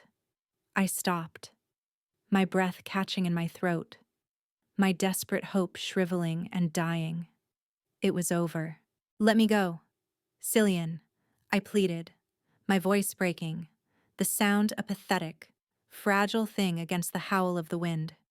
I can't do that, he said, taking a slow, deliberate step toward me. Why not? I cried, tears of desperation and a bitter, soul-crushing defeat streaming down my face. You've gotten what you wanted. The Morans are exposed. Declan is dealt with. Your war is won. You don't need me anymore. That's where you're wrong, he said, his voice a low, tortured rasp. He was in front of me now, his presence overwhelming, blocking out the world. He reached out, his hand, the scarred one, cupping my face, his fingers surprisingly gentle against my cold, wet skin. I still need you. His confession hung in the air between us, raw and unexpected. A crack in the iron facade of his control. I lied to you, he admitted, his thumb stroking my tear-stained cheek.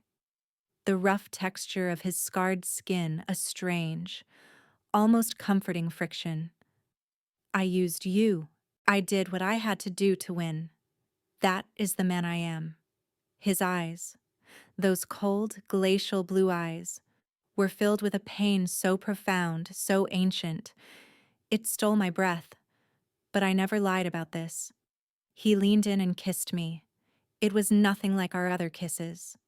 It was not the brutal, angry possession of the library, nor the savage, desperate claiming in the woods.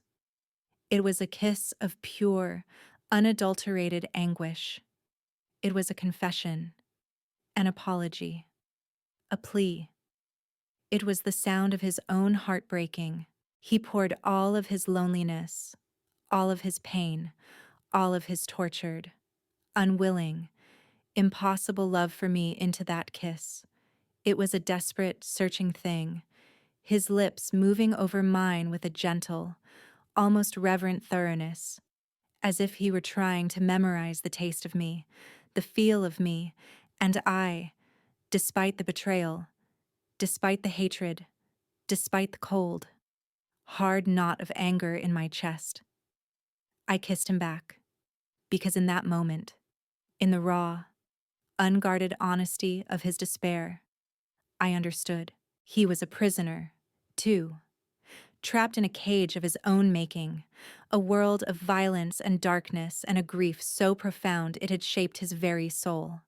And I, with my music, with my own grief, with the stubborn, resilient fire in my soul that he had tried and failed to extinguish, I was the only light that had ever managed to break through. He broke the kiss, his forehead resting against mine, our breaths mingling in the cold night air. "I love you, Isolde," he whispered, the words torn from him, a raw, ragged sound of a man confessing a mortal sin. "God help me. I love you."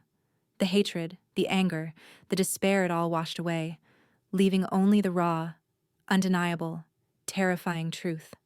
I loved him too. I love this scarred, broken, monstrous man with every fiber of my being.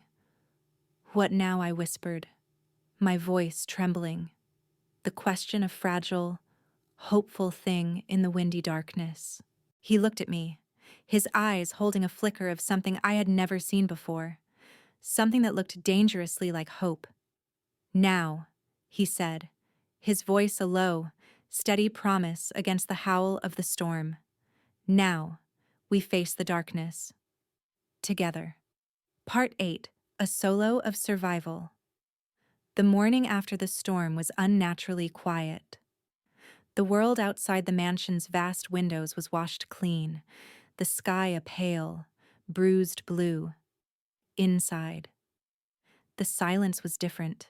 It was no longer the cold, hostile vacuum of the past week, but a fragile, charged stillness, thick with the unspoken truths that had been confessed in the windy darkness. We were strangers again, but in a new and more terrifying way. The old lines of captor and captive had been erased, and we were left fumbling in the wreckage, trying to find the shape of what came next. I woke in my own bed, the scent of him, of rain and whiskey and a deep, masculine musk, still clinging to my skin. The memory of his kiss, of his raw, broken confession, was a brand on my soul. "I love you, Isolde. God help me. I love you." I didn't see him all morning. I moved through the house like a ghost, my own heart a chaotic, untuned orchestra of hope and terror. What did love mean to a man like Cillian Walsh?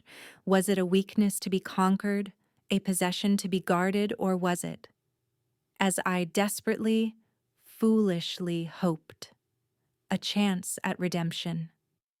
The staff watched me with a new, wary curiosity. The fear was still there, but it was now mixed with something else, a flicker of confusion, of speculation. Mrs. Gable's lips seemed even thinner, her disapproving gaze following me as I made my way to the library. The conductor's world had been disrupted, its perfect, cold rhythm thrown into chaos, and I was the source of the dissonance. I found him in his office. He was standing by the window, staring out at the sea, his back to me. The tension in the room was a physical force, a low, humming vibration. "Good morning," I said, my voice a small, uncertain thing in the vast, silent room. He turned slowly. His face was a mask, the scars a stark, brutal geography, his eyes as cold and unreadable as ever. For a heart-stopping moment, I thought he would pretend last night had never happened, that his confession had been a momentary madness brought on by the storm. "Isolde," he said, his voice a low, flat baritone. He gestured to the chair in front of his desk. "Sit. We have work to do." My heart sank. Work. Not us. Not the raw, bleeding thing that lay between us. Just work. The war. He was retreating, pulling back into the familiar, controlled world of violence and strategy. He was putting his armor back on, but as I sat, I saw it. A small, almost imperceptible tremor in his hand as he picked up a file from his desk. He was not as composed as he appeared. He was just as lost, just as terrified as I was. "Declan," he said, his voice all business. "He's gone to ground, with the Morans." "What do we do?" I asked, my own voice finding a new, steadier rhythm. If he wanted to hide in the familiar territory of the war, then I would meet him there. "We dismantle them," he said, his eyes turning glacial. "Piece by piece, we take away everything they have, everything they value. And then, when they are broken and bleeding, we will find Declan, and we will make him pay." The cold, ruthless certainty in his voice sent a shiver down my spine. This was the man I had fallen in love with, a killer, a king of a dark and brutal world. Our days became a new kind of intimacy. We were no longer just lovers meeting in the shadows. We were partners in a deadly enterprise.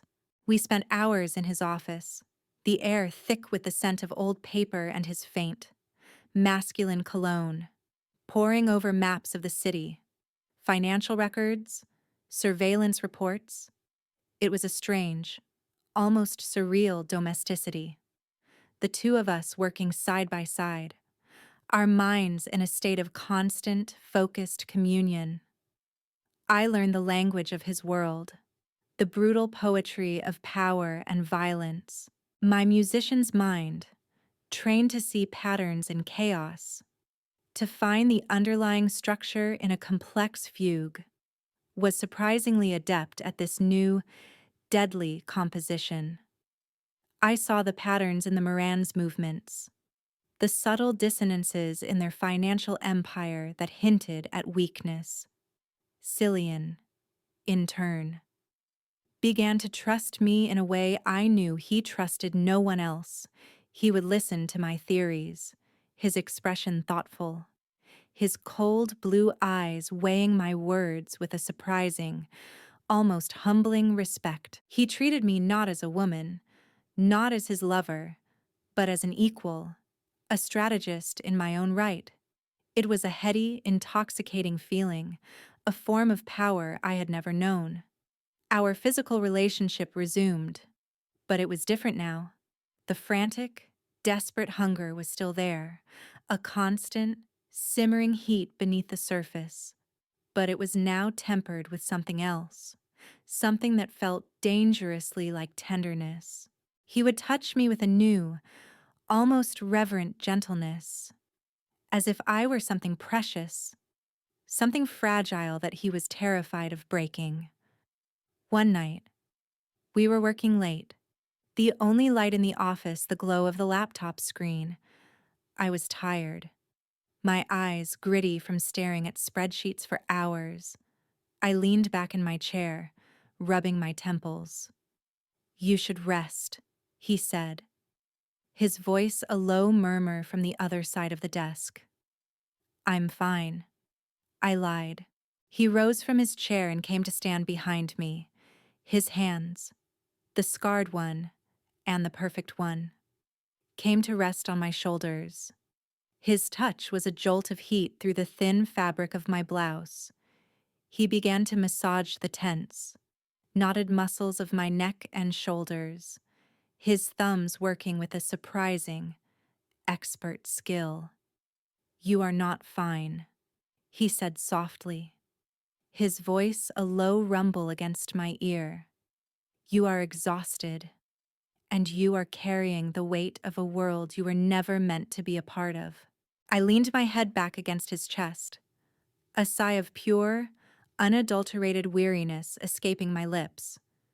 "Neither were you," I whispered. His hands stilled on my shoulders. I felt the tension return to his body. I had crossed a line, had touched a nerve he kept carefully, brutally guarded. "Go to bed, Isolde," he said, his voice once again the cold, flat command of the conductor. He was letting me in, piece by painful piece. But the fortress of his soul was still a dark, forbidding place, its deepest dungeons locked and barred. The first test of our new alliance came a week later. We had identified a key asset in the Moran Empire, a warehouse on the docks that served as a hub for their smuggling operations. The plan was simple, elegant, and brutal. We would not attack it. We would make it disappear. Cillian orchestrated it with the cool, detached precision of a maestro, a series of anonymous tips to the right people, a few carefully placed bribes, a bit of digital sabotage.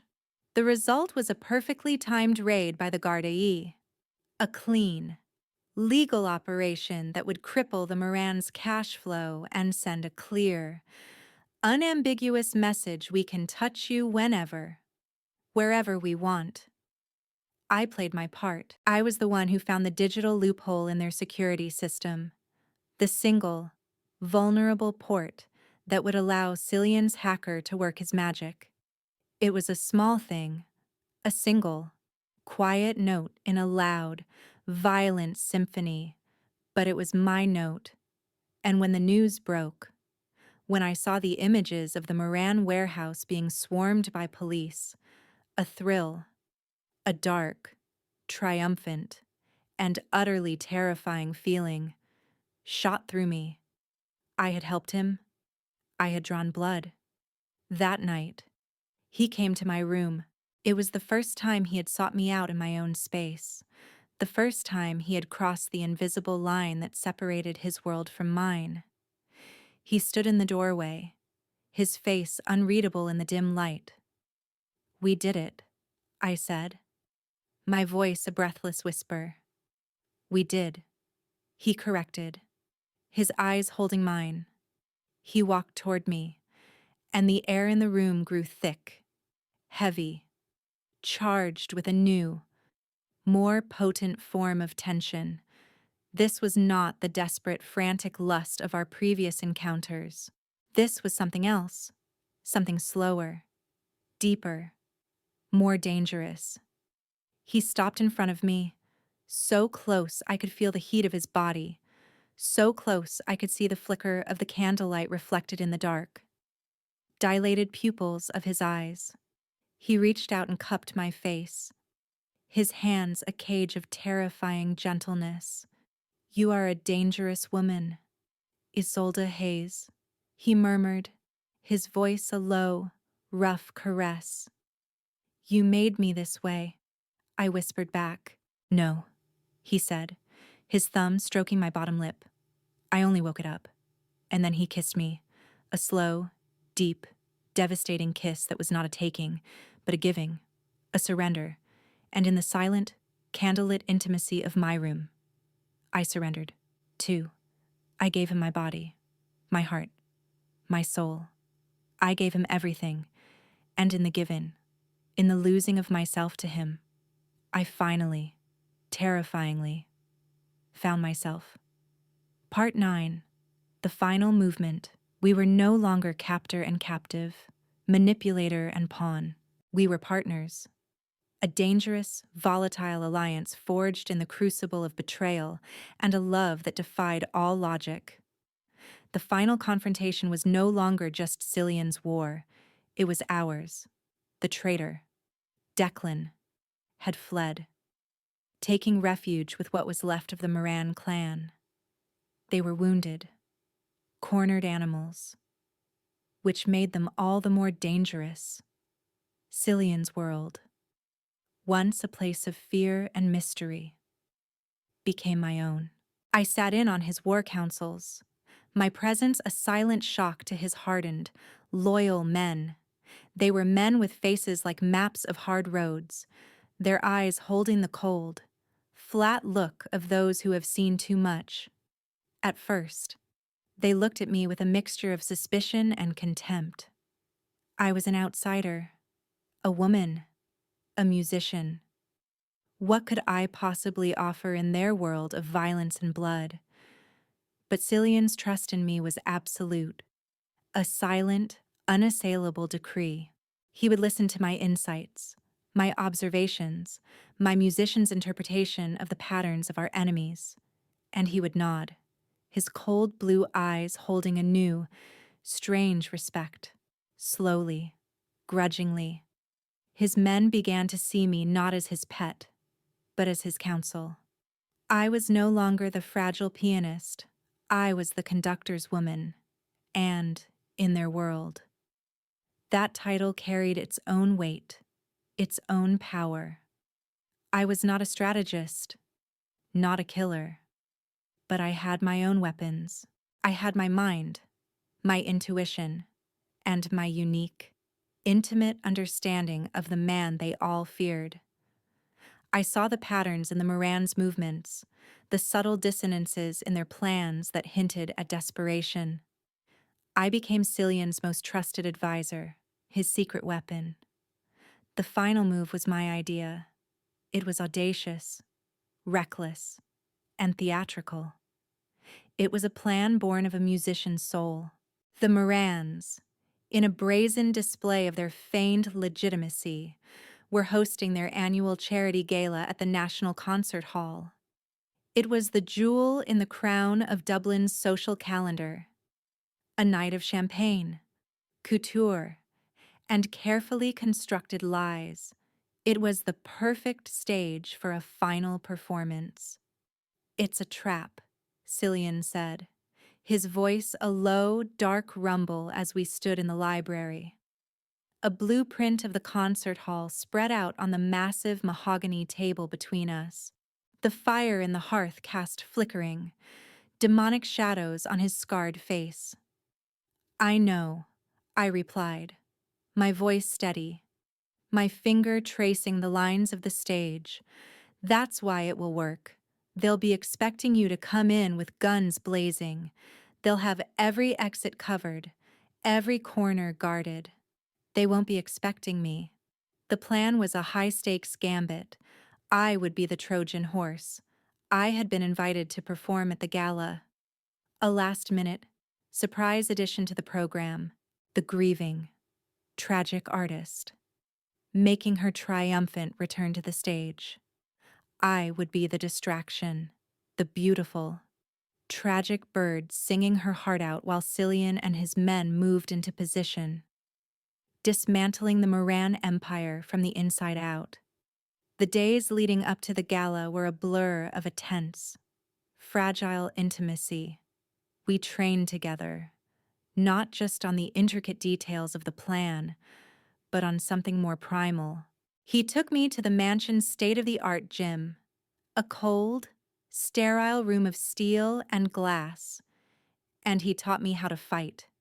He taught me basic self-defense, how to use my body as a weapon, how to find an opponent's weaknesses. Our training sessions were charged with a dangerous, erotic energy. His body would be pressed against mine, his hands guiding my movements, his voice a low, rough murmur in my ear. He was teaching me to survive, and, in the process, he was branding me, marking me as his. These moments were a strange, twisted form of lovemaking, a violent, intimate dance of two predators.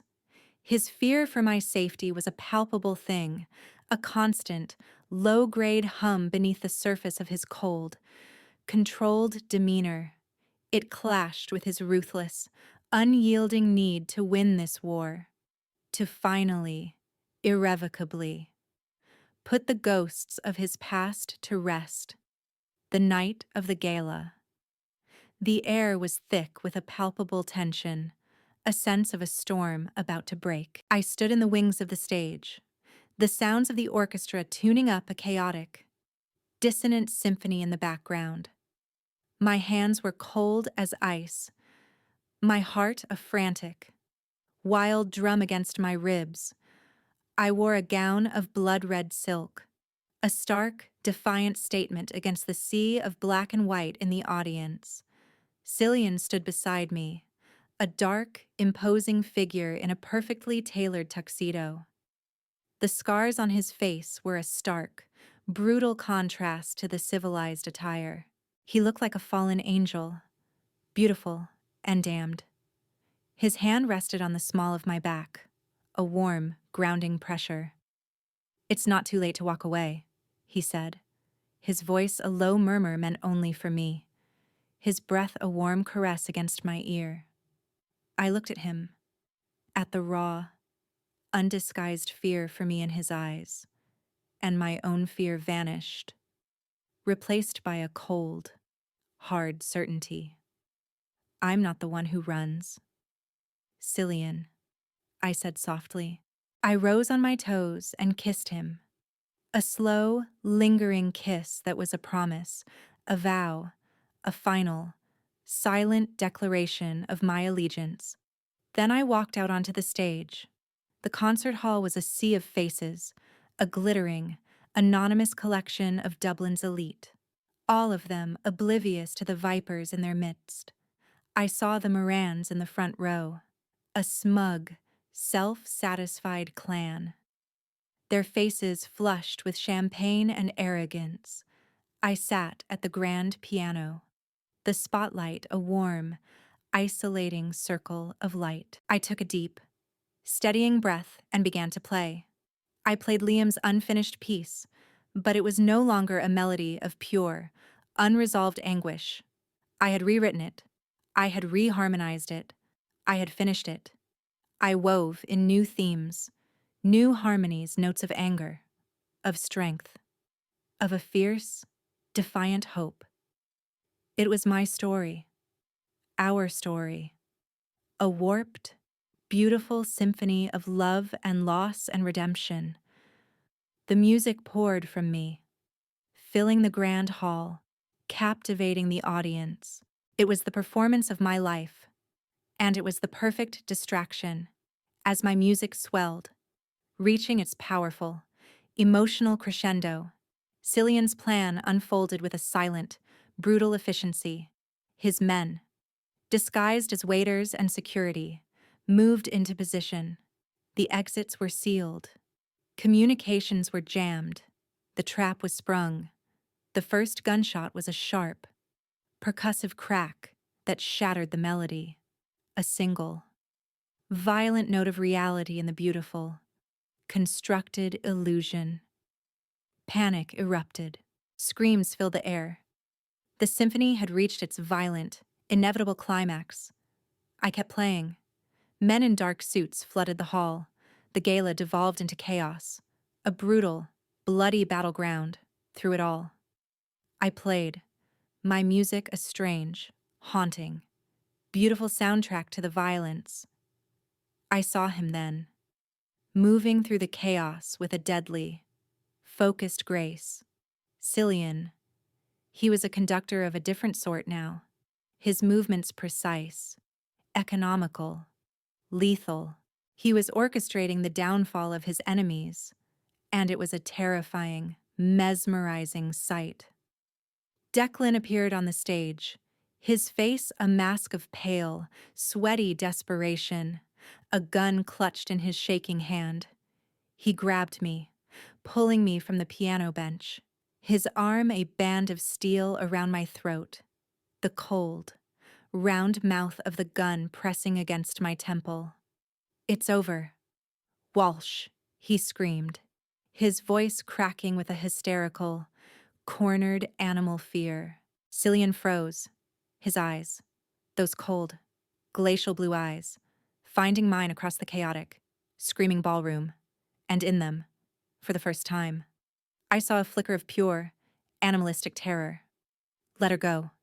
Declan," he said, his voice dangerously, unnaturally calm. "You chose her over me." Declan spat, his grip tightening on me, the smell of his fear a sour, acrid thing. "Your pet pianist, your little broken bird." "She's not my pet," Cillian said, his voice a low, deadly growl that cut through the chaos. "She's my queen." And in that moment, with the cold steel of the gun against my skin and the man I loved staring at me with a raw, terrifying vulnerability. I knew what I had to do. I was not a damsel. I was not a victim. I was not a broken bird. I slammed my elbow back into Declan's ribs. The move sharp, unexpected. A lesson learned in a cold, sterile gym. He grunted, his grip loosening for a fraction of a second. It was all Cillian needed. The shot was a single, clean, almost surgical sound. Declan crumpled to the stage, a look of surprise on his face, a small dark hole appearing in the center of his forehead. The battle was over. The chaos subsided, replaced by a deafening, ringing silence, thick with the smell of gunpowder and blood. Cillian was at my side in an instant, his hands framing my face, his eyes searching mine with a desperate, frantic intensity. "Are you hurt?" I shook my head, my body trembling with the violent, shuddering aftermath of adrenaline. "No." He pulled me into his arms, holding me so tightly I could barely breathe, his face buried in my hair. "It's over," he whispered, the words a raw, ragged sound against my ear. I looked around the grand concert hall, at the carnage, at the shattered remnants of two worlds colliding, at the bodies of the dead and the dying. It wasn't over. It was just the beginning. Part 10, Coda. The fall of the Moran clan sent shockwaves through Dublin's underworld, a seismic event that reshaped the city's landscape of power. The newspapers called it the Gala Massacre, a night of unprecedented violence that had decimated one of Dublin's oldest criminal families. They spoke of a new, ruthless king who had claimed the city's throne. They spoke of Cillian Walsh. In the weeks that followed, he moved with a cold, brutal efficiency to consolidate his power. The power vacuum was filled, the remnants of the Moran organization absorbed or eliminated. His reign was now absolute, unquestioned. Our life was not one of peace. The world was still dangerous, the shadows still long and deep. But it was our world. The cold, sterile mansion, once my prison, began to feel like a home. I filled its silent, cavernous rooms with music, with life. The library, once the stage for our secret, violent passion, was now where we would sit in the quiet evenings. Oifa sleep upstairs, a comfortable, companionable silence between us. He would read his ledgers, the numbers and figures the score of his dark kingdom. And I would compose, my fingers finding new melodies on the keys, melodies that were no longer just about grief, but about a complex, dangerous, and beautiful love, our two different worlds, once so violently at odds, were finding a strange, harmonious rhythm. He was still a monster. I was not naive enough to believe otherwise. I would see the darkness in his eyes when he returned late at night, the ghost of violence clinging to him like a shroud. I would see the blood on his knuckles that he couldn't quite wash away. He was a killer, a ruthless king in a brutal kingdom. But he was my monster, my king. He never lost the fear of losing me, his possessiveness.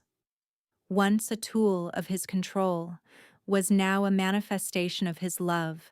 It was a constant, a tangible thing. He would watch me with an intensity that still stole my breath, his hand always finding its way to me, a touch on my waist as I passed, his fingers lacing through mine as we sat by the fire. They were not the touches of a captor, but of a man terrified of his own heart, a man who had found his anchor in a stormy sea and was terrified of letting go. I was not the same, grieving, broken woman he had taken from her apartment. The fire he had seen in me, The fire he had tried to use and control was now my own. I was no longer a victim. I was a survivor. I was his queen. I stood by his side, his partner, his equal, the one person in the world who was not afraid of the darkness in him, because I had found a matching darkness in myself. Our love was not a simple melody, not a sweet, uncomplicated folk song. It was a complex, often dissonant symphony, full of crashing, violent chords and hauntingly beautiful, tender passages. It was a warped symphony, born of violence and grief. But it was ours. One evening, I was at the piano in the library, playing a new piece I had written. It was a lullaby, soft and gentle, full of a quiet, hopeful joy. Oif. Her fiery red hair, a splash of vibrant color against the black of my dress, was asleep in my lap, her small head resting on my shoulder, her breathing a soft, steady rhythm against my own. Cillian was standing by the window, watching us, a rare, soft, unguarded smile on his lips. The moonlight streamed through the glass, catching the silvered lines of the scars on his face, turning them into something beautiful, something almost holy. He came to stand behind the piano bench, his presence a warm, solid, comforting weight at my back. He didn't speak. He simply rested his hand, the scarred one, on my shoulder. His touch was a familiar, grounding pressure, a silent declaration.